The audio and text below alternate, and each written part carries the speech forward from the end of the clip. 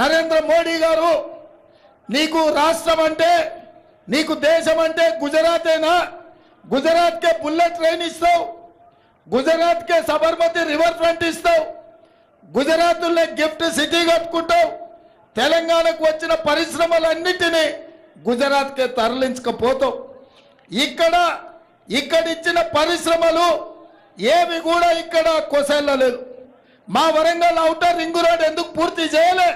మా వరంగల్ ఎయిర్పోర్టును ఈరోజు నిరుపయోగంగా మార్చి మా వరంగల్ గొప్ప నగరంగా ఎదగాల్సిన మా వరంగల్ను కాకతీయులు ఉన్నాడు, కాకతీయ సామ్రాజ్యానికే రాజధానికి ఉన్న వరంగల్ను ఇవాళ దిక్కులేని అనాథ నగరంగా తయారు చేసినావు కదా.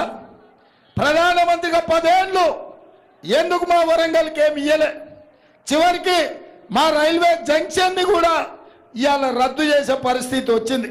దక్షిణ భారతదేశంలోనే అతిపెద్ద జంక్షన్ అయిన వరంగల్ కాజిపేట రైల్వే జంక్షన్ని కూడా ఇవాళ రద్దు చేసే పరిస్థితి బీజేపీ తీసుకొచ్చింది.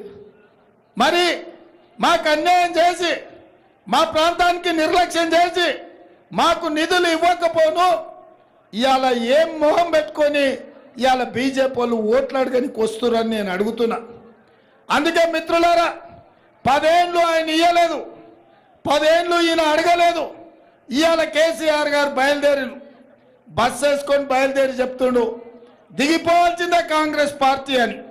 నేను అడుగుతున్న చంద్రశేఖర్ రావును, 10 ఏళ్ళు నువ్వు అధికారంలో ఉండి సర్వనాశనం చేసి తెలంగాణను విధ్వంసం చేస్తే మొన్న జరిగిన డిసెంబర్ ఎన్నికల్లో బండకేసి కొట్టి బోర్ల పడేసి బొక్కలు ఇరగొట్టిరు తెలంగాణ ప్రజలు నిన్ను. అయినా నీ బుద్ధి మారలేదు, నీ వంకర ఆలోచనల మార్పు రాలే. నిన్న మొన్న అలా కొడుకు అంటుండు కారు ఖరాబ్ అయింది, కార్ఖానకు పోయింది, మళ్ళీ వస్తుందని. వస్తుంది నాయన, వస్తుందా? వస్తుందా? వస్తుందా? కేటీఆర్ నువ్వు ఏం చేసినా, తల కిందికి కాళ్ళు మీదకి పెట్టి తపస్సు చేసినా ఖరాబ్ అయి కార్ఖానకు పోవుడు కాదు. అనుం జడి కార్ఖానకు పోయింది, అక్కడి నుంచి అక్కడనే జుమ్మరాత్ బజార్లో తూకానికి అమ్మాల్సిందే నీ కారును. నీకు తెలియదేమో కానీ మీ నాయనకు తెలుసు. అందుకే మీ నాయన బస్సు వేసుకొని బయలుదేరింది, ఇంకా కారు రాదని. చూసిన బస్సులన్నీ వచ్చేమన్నా మంచి మాటలు చెప్తాడేమో, బుద్ధి తెచ్చుకుంటాడేమో.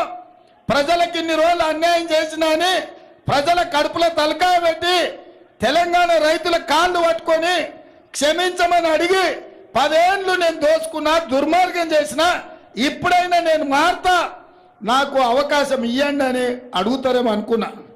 ఆ మాటనే మాట్లాడతలేడు.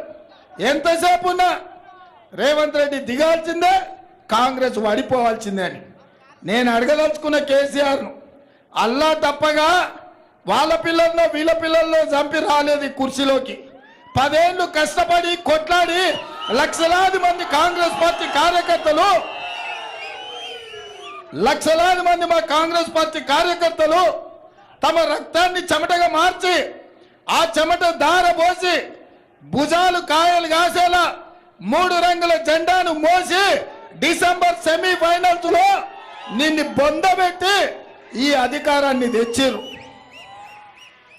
దిగమంటే దిగనికే ఈడెవడు అల్లా తప్పగాడు లేడు. కేసీఆర్ నువ్వు అనుకుంటున్నావేమో ఏదో పిల్లగాడే కదా చూద్దామని.